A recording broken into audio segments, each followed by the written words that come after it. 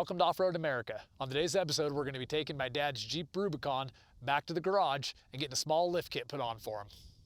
So I'm taking a local trail back to the garage. I wanted to get a feel for the Jeep and see if there's any weird noises or anything else that I hear right now. That way, after I lift it, I can figure out if it's a new sound or if it's a sound that's already been there. I remember this trail having a lot rougher sections that I'm running into right now. I think they've cleaned up the road since then. I was really looking for something that was a little more rutted out and everything so I could get a feel for how the four-wheel drive on this thing feels. The goal with this Jeep is really to create something that's really well balanced. Great hunting and fishing Jeep, something my dad can take the grandkids out and explore in, and something that does take into consideration some of his small health issues. He has a little bit of trouble with his legs and some arthritis in his hands, so I don't want to get this thing way up in the air where it's impossible for him to get in and out of it. He's been talking a lot recently about wanting to go to Moab, check out some of the trails that we do out there with the kids and everything. So we're really hoping to get him out there on that and build this to where it's just capable enough to do that without getting it 3 feet up in the air. My daughter's decided that she gets to name all the project vehicles on the channel, so she's named this one Dadventure, because she said, well, you're going to take your dad on adventures. He picked up this Rubicon from a real nice lady. He got a great deal on it. It was her first car. She got it at 16 years old. It was completely original when he got it, down to the original soft top still being inside the Jeep, folded up. She came with some positives and some negatives. Positive is it didn't have a bunch of bad aftermarket parts on it. The negative to that is she basically said she did almost no maintenance. Changed the oil and kept the air conditioning working. It's never even been in four-wheel drive. I don't even know if that works. We've done a couple of things since we got it from her. We put a headliner in and I replaced the spare tire carrier. I was starting to see some cracking on that. Other than that, it's pretty much just as we've got it. Over the last couple of years, I've been procrastinating getting it done. We've acquired quite a little pile of parts for it, a lift kit, tires, and a couple other things. So I'm excited to get it built up for him. I really would like to get it done for him in time to this fall, be able to take him out to Moab. I'd love to see him and my girls out there on the trail together in it. Really, my love for off-road driving comes from him. I can remember being a kid and nearly every weekend be out in the mountains, driving around, exploring trails, checking things out. Am I the only one? Can anybody else remember getting up at 5 a.m., riding around with their dad, bouncing around a bumpy road like this, out hunting, asleep, kind of tired, still just happy to be out there? Let me know in the comments below. I'd love to hear some of your stories on that. This is a really great Jeep. If you're not familiar with them, it's a 2006 Jeep Rubicon, most commonly called an LJ. Compared to a regular TJ, this Jeep has a 10-inch longer wheelbase and is 15 inches longer overall. They gave 2 inches of that to the backseat passengers for more legroom and 13 inches behind that for cargo space. LJs are really great because you can actually fit a dog in the back or an ice chest or anything like that. Overall, this Jeep's in really great shape. You can probably hear there's a big rattle down there on the bottom. I think it's the belly pan or the skid plate cross member underneath there. I think one of the bolts is out. I'm not sure what that was taken out for, if something was repaired at one time or if there was a little more maintenance done than we think. But there's definitely something loose underneath there right now. What am I planning to do on the project for him? One of my main goals with it is to really increase the reliability for him. So I'm going to try to take a few components that you typically only see on builds when people are running 35-inch tires or even larger and putting them on this Jeep with a lot smaller tire just to ensure my 70-year-old parents don't get broken down out on the trail somewhere with an axle failure or anything like that when we're going out there. I don't mind so much if it happens to my Jeep, but I'd like to keep theirs a little more reliable and feel confident that they're not going to have any trouble. Many times for myself, having a trail breakage adds to the adventure, and it's a lot of fun and everything else like that. And my dad did a lot of that when he was young too, and's got some great stories.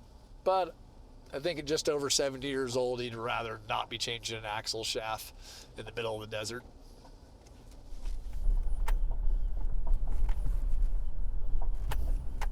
All right, I'm just about back to the main road. I've had parts piling up for this thing for almost 2 years now. I'm excited to finally get starting on it. My dad's probably excited to stop having to harass me about it, and we can finally get this thing out on the trail.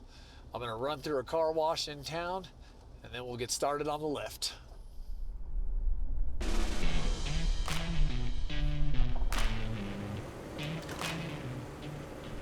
All right, welcome to the new Off-Road America garage. I'm so excited for this. The wife and kids got everything decorated real nice for me. We finally finished our basement remodel, so we cleaned everything out, moved everything downstairs, and now we have a great place to work on our projects.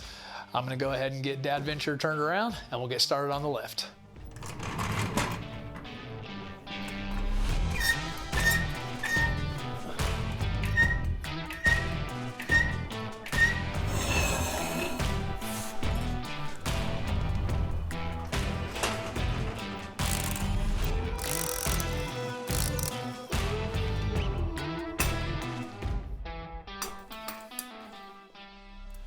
All right, Jeep's up in the air on jack stands.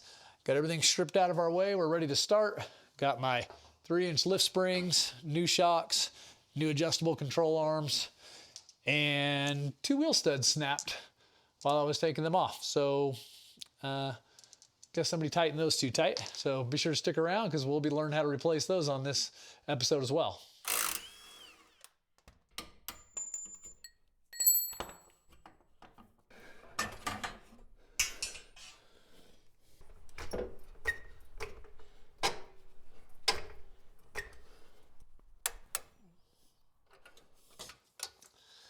Okay, one thing you do want to keep in mind, the Jeep's still off the ground right now, and I'm going ahead and torquing this upper control arm.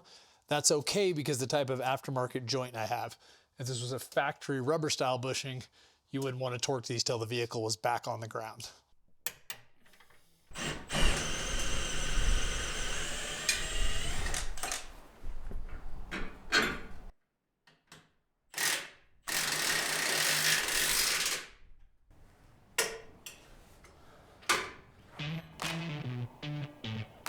All right, it's a new day. Got myself a new clean shirt, ready to do some more work. Yesterday we got the upper and lower control arms done. Today we're gonna be working on the bump stops, rear shocks, and the big ones, probably the track bar in the back.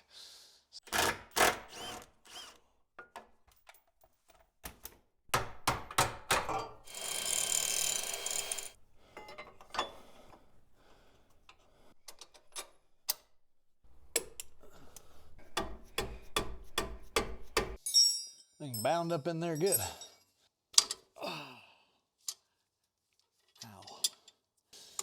Got it. You ever think that one of the main reasons watching other people work on cars is so fun is that kind of like shared suffering thing? I'm not saying this is super hard or terrible or anything, but there's definitely some fighting you got to do with stuff. And if you've been there before, it's always funny to be like, yep, been there. So I had a buddy the other day who was installing a bumper on his Jeep. Not super experienced at wrenching on stuff or anything. And he broke a bolt off. And he was talking about taking it into a shop or getting it fixed or something. And I said, you might as well learn how to get it out yourself. It ain't gonna be the last time you snap one off. We've all been there, unless you wanna have to pay somebody every single time you want something done. You might as well learn how to get that thing out of there. So yeah, so I told him, I said, snapping a bolt on a bumper is just a good time to learn. For most of us, we usually break a bolt about 9 p.m. before we got to be at work the next day. How about you guys? You got any comments you can share in the stories about some funny incidents when a bolt snapped off on you?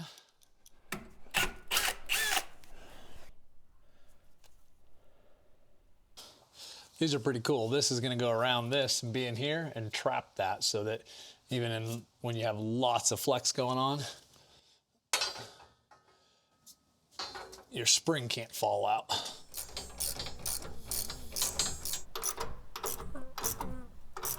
All right, got the rear track bar slid in. Get this snugged up. We'll have to final tighten this when it's on the ground. Just gonna get this in and get the shocks in, and we'll be ready to lower this end down.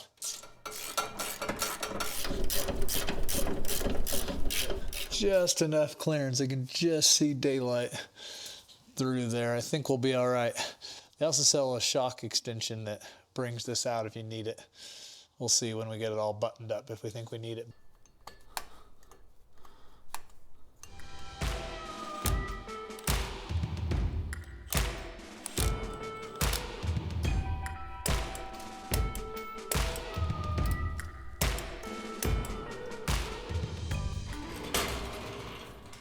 Okay, now that the Jeep's back on the floor, the only thing left to do is hook up the track bar. So I've got all the control arms in, sitting back under its own weight. The track bar is not on yet. The track bar is what keeps the axle centered underneath the vehicle. So we're gonna need to measure that, see what our measurements are, and then adjust for that. Okay, so we're gonna grab our tape measure. All right, so I'm getting about, let's go right to that lug. I'm getting about 4 inches. There we go, as expected, this side's almost 5 inches. Okay, so I'm getting 4 inches on the driver's side and 5 inches on the passenger side. So we need to move the whole rear axle this way here. We need to move the whole thing over. All right, so that's our track bar bolt right there. It's not hooked up yet. Gotta shift the axle over first before we can hook it up. Okay, since I'm all by myself here, I'm gonna have to find a way to hook this ratchet strap up to pull the axle over. So I need to pull, this side's bigger, so I need the axle to move this way. So I need to hook on here and on here in the frame. Okay. If you have a friend with you, you can just have them push on it, which makes it a lot easier. I remember having more room than this to do this last time. Really should have cleaned the underside of this Jeep before I started working on it. All right, now in theory,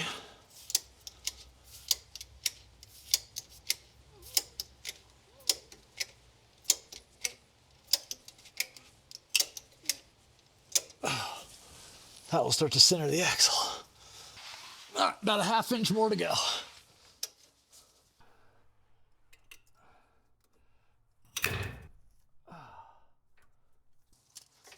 Okay, that snapped. Apparently that's not a big enough ratchet strap. Okay, we're dead in the water on that. Called the wife. She's gonna pick up a big honking ratchet strap. I'm gonna replace these lower shock mounts. I was looking at these and there is gonna be contact here when I set the pinion angle, so I had to order some new extenders for this. So we'll get those swapped out while I wait for that ratchet strap.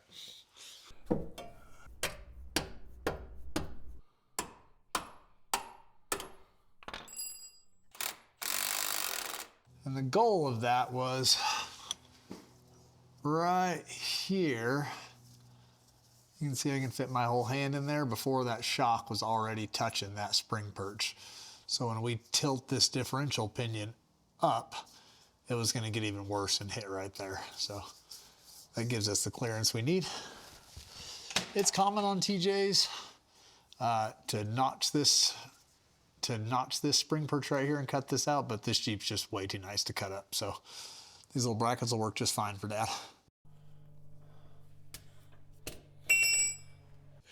This was gonna be a nice little trick. I'm like, oh, check out how awesome this is. You just use this ratchet strap, center it right up, and there's no trouble at all. And all the comments are gonna be like, wow, that looked so easy. Thanks for sharing. And I was gonna be like, no problem. It's a piece of cake, guys. Try it.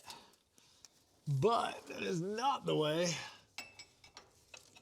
this is turning out. I have done this in the past and it went really, really well. Didn't have any trouble. All right, definitely saw movement that time for once. Let's go check it. All right, still need another 1/2 inch.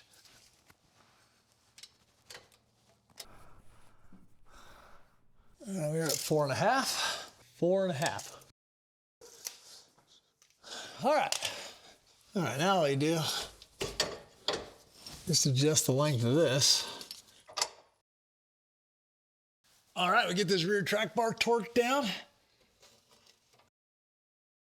And the back will be done.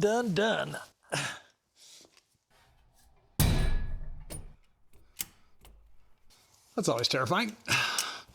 All right, the back's finished. Track bar's in, centered up. Both sides are measuring at 4.5 inches. Only thing left to do in the rear is set the pinion angle. To get this thing turned around, we'll get started on the front.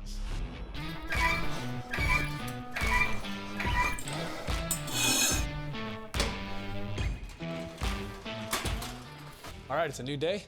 We're gonna get started on the front lift. Couple of quick tips, just using jack stands and things. Make sure you always throw a set of tires underneath the vehicle. That way there's something there to catch it from going all the way down. There was a guy in my hometown who did this and got trapped under his vehicle for about 4 hours, but made it just because of this. So it's an easy little safety thing that can help out in case for some reason it goes down, especially if you're working in a driveway.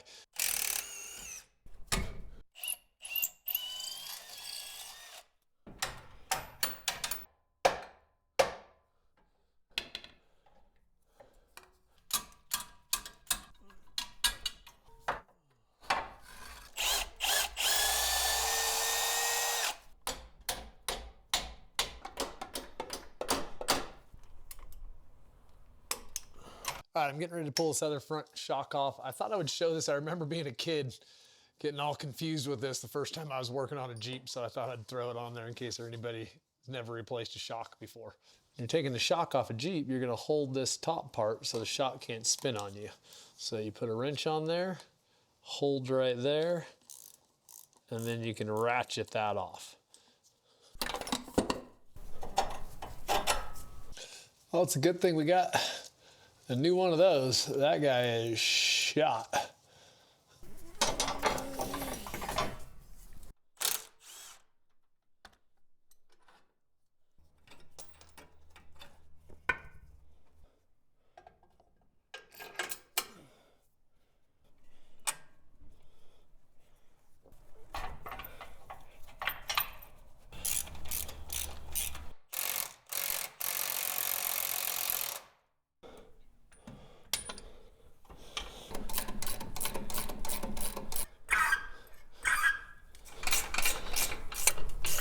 All right, it's a bit late in the day here.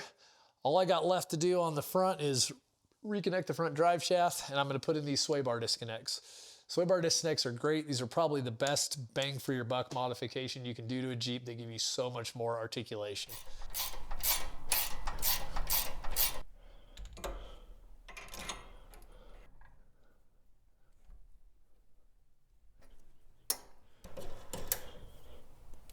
All right, so I gotta get the length of those dialed in, but we're just about done. I'm just gonna get that drive shaft hooked up and we'll get this thing back on the ground and do the track bar. Okay, last thing we gotta do is hook up this track bar. It's actually a lot easier on the front versus doing it in the back because you can turn the steering wheel and that'll move the whole axle side to side there. So I got my wife up in the Jeep. I'm gonna have her turn the steering wheel and then you can see the whole thing shift. Okay, a little bit back the other way, a tiny bit. Stop. Okay, that's perfect, don't move.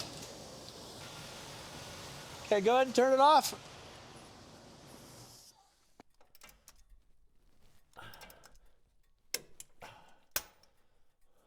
All right, we are done for tonight. I just gotta come back here tomorrow and get all the little details buttoned up and hopefully we'll be able to get this thing out on the road soon. Okay, now we just need to replace these two wheel studs that broke earlier when I first started working on the Jeep. Not sure how that happened. Maybe just fatigue over the years.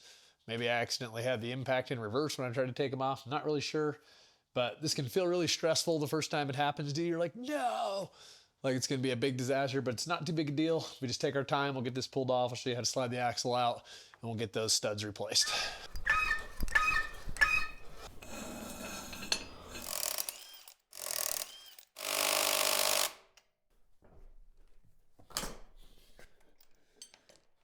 Okay, yeah, I'm not sure what's going on with these. Somebody definitely must have hammered these things on with an impact at some point. Maybe during the last tire change job or something. So I think we're gonna go ahead and replace all 5 of these wheel studs because I don't trust any of them at this point.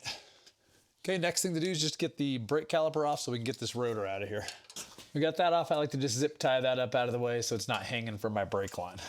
Now we can take our rotor off. So now what you're gonna see here is there's a hole in this, and as you spin it around to the different positions, you'll be able to see the axle bolts inside there.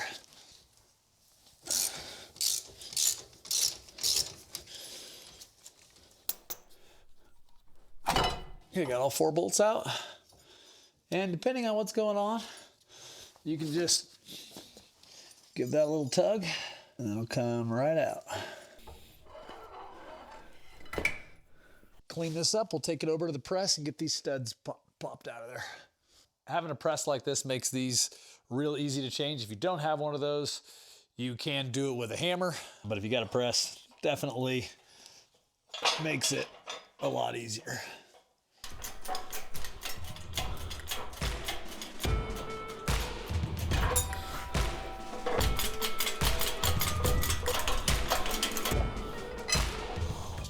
Okay, I just realized when I cleaned out the garage, I threw out all my old metal scraps and everything that I usually use for this, so that wasn't good. So I got an old socket. I got a couple washers on this side that's going around this wheel stud there, and we'll get that thing pressed in. Cool, 4 to go.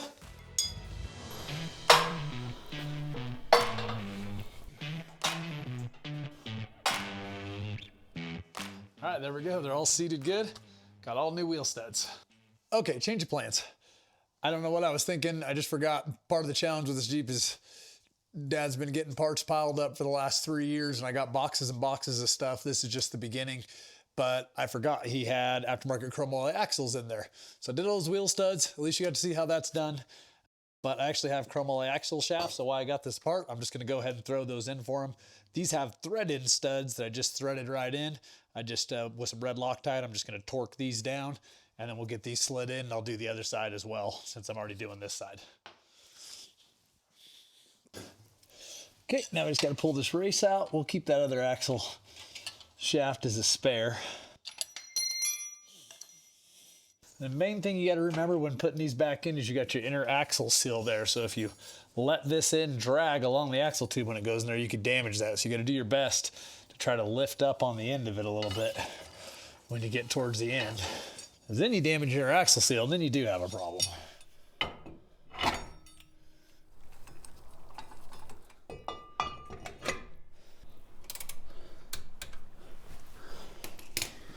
All right, just get this new chrome alloy axle shaft slid in here. Again, being careful not to force it. Watch out for that inner axle seal.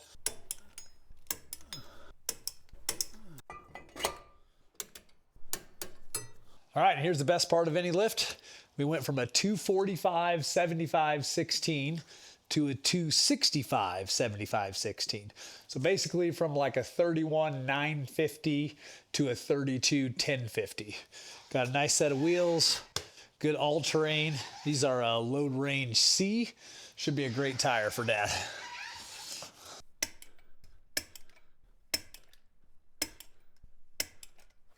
All right, we just about got it. Got a couple little odds and ends to do. Check some torque ratings, set the rear pinion angle, and we're able to get this thing back on the trail for a shakedown run. I just got done setting the pinion angle in the back. The back of the Jeep is 100% done. I went up here to the front and jacked it up to check the clearance on our drive shaft. The drive shaft is hitting the transmission skid plate. So I'm gonna pull that off for now. I do have another one that I'll be putting on later, but when the suspension drops down right now, it's definitely hitting. So we're gonna need to pull that off.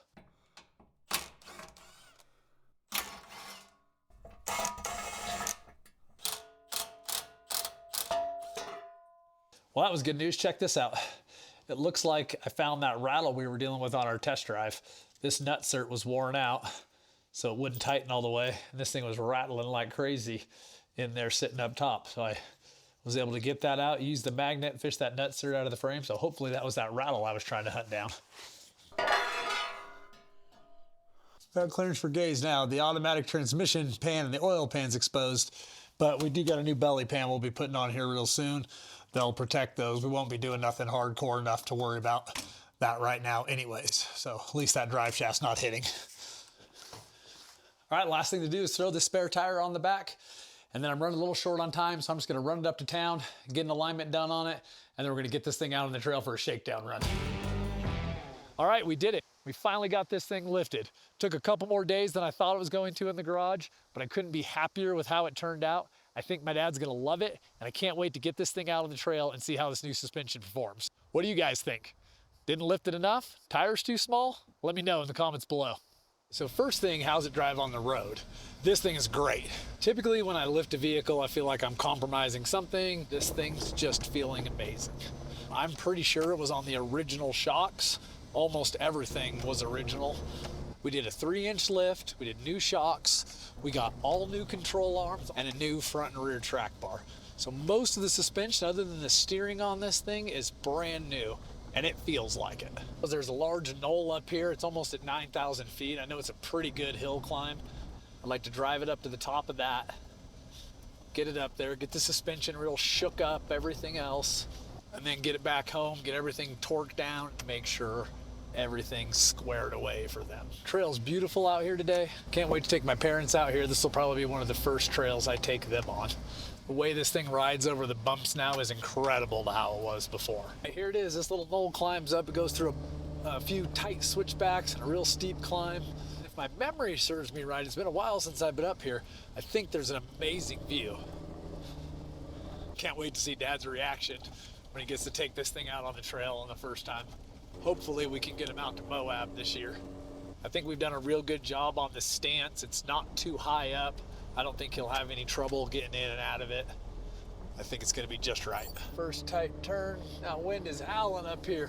Dust blowing everywhere. Come on, Jeepy.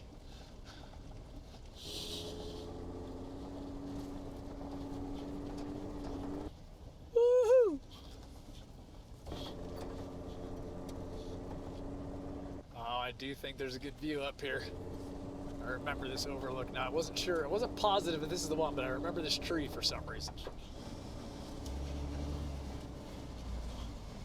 Look at that view. That's what it's all about, everybody, right there. That's why we do this. That is incredible. Thanks for watching this episode of Off-Road America. Subscribe for updates to see what we do next.